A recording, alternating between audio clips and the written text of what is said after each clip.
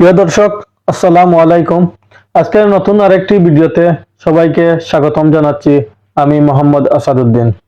প্রিয় দর্শক, আজকে আমরা এমন দুইজন ব্যক্তিকে নিয়ে কথা বলবো। সামাজিক যোগাযোগ মাধ্যমে খুবই জনপ্রিয় নাম, আপনাদের সবারই পরিচিত ইলিয়াস হোসেন, সাংবাদিক ইলিয়াস হোসেন এবং পিনাকি দাদাকে নিয়ে।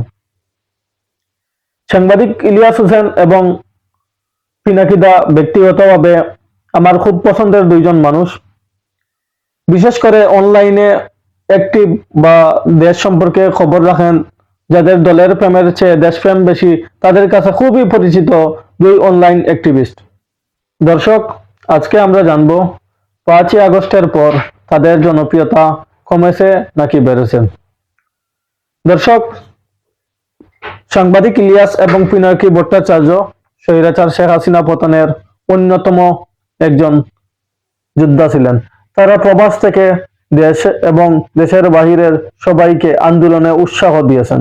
তারা স্বৈরাচারের বিরুদ্ধে দীর্ঘদিন থেকে অনলাইনে প্রচারণা চালিয়ে আসছেন। প্রিয় দর্শক, যখন শেখ হাসিনা সরকারের পতন হয়, তখনও তাদের পতনে আন্দোলনের সময় অত্যন্ত গুরুত্বপূর্ণ ভূমিকা পালন করেছেন তারা। দর্শক, তারা এমন এক পর্যায়ে আছে, তাদের এমন এক জনপ্রিয়তা, তাদের এমন ফ্যান পেজ আছে বা এমন ফ্যান ফলোয়ার, তারা যে কোনো একজন এমপি মন্ত্রীর চাইতেও বেশি জনপ্রিয়। দর্শক, আমরা আজকে জানবো 5ই আগস্টের পর তাদের জনপ্রিয়তা কমেছে নাকি তাদের জনপ্রিয়তা বেড়েছে। সাংবাদিক ইলিয়াস হোসেন, আপনারা জানেন, একজন সৎ এবং সাহসী সাংবাদিক। তিনি যখন 5ই আগস্টের পর দেশ এবং দেশের জনগণের কথা ভেবে বিভিন্ন সময় অন্তর্বর্তীকালীন সরকারের বিভিন্ন উপদেষ্টার সমালোচনা করেছেন এবং যেখানে দুর্নীতি, যেখানে অনিয়ম, সেটার প্রতিবাদ করেছেন। বিশেষ করে বিডিআর সদস্যদের জেলে রাখা বা বিভিন্ন সময়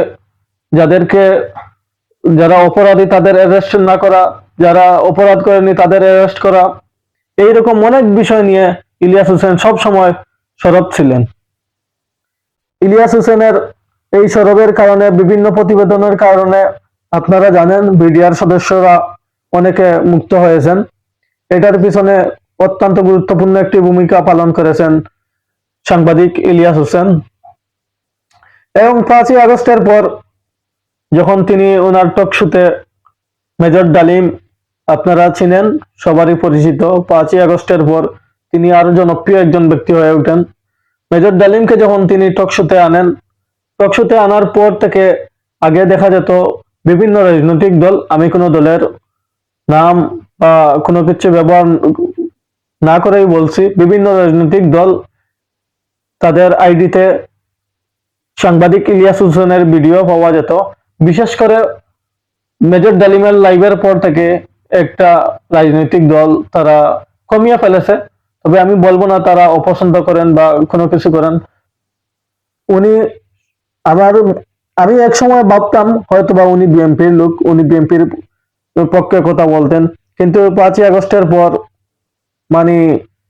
উনি এবং পিনাকি দুজনকে যে ভূমিকায় দেখা গেছে, আমার মনে হয়, আমার ব্যক্তিগত মতামত, ওনারা কোনো দল করেন না, ওনাদের দলই হচ্ছে বাংলাদেশ।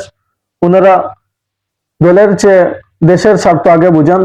অনেক আছে যে দলের জন্য তারা দেশের স্বার্থকে ত্যাগ করে, কিন্তু তারা দেশের জন্য, তারা দেশের মানুষের জন্য, তারা দেশের স্বাধীনতার জন্য তারা সংগ্রাম করে যাচ্ছে।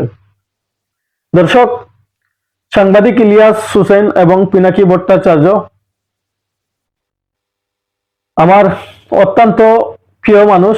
তাদের যে কথাগুলা আজ হোক বা কাল হোক, তাদের কথাগুলা সবসময় সত্যি হয়। তাদের বিশ্লেষণ বা তাদের অনুসন্ধানী রিপোর্ট আমাকে খুবই মুগ্ধ করে। দর্শক, আমি তাদের একজন ফ্যান হয়ে আমি ভিডিওটা আপনাদের কাছে শেয়ার করলাম। দর্শক, আপনাদের কাছে পিনাকি এবং সাংবাদিক ইলিয়াস হোসেনকে কেমন লাগে আপনারা কমেন্ট করে জানাবেন। ধন্যবাদ সবাইকে। আসসালামু আলাইকুম।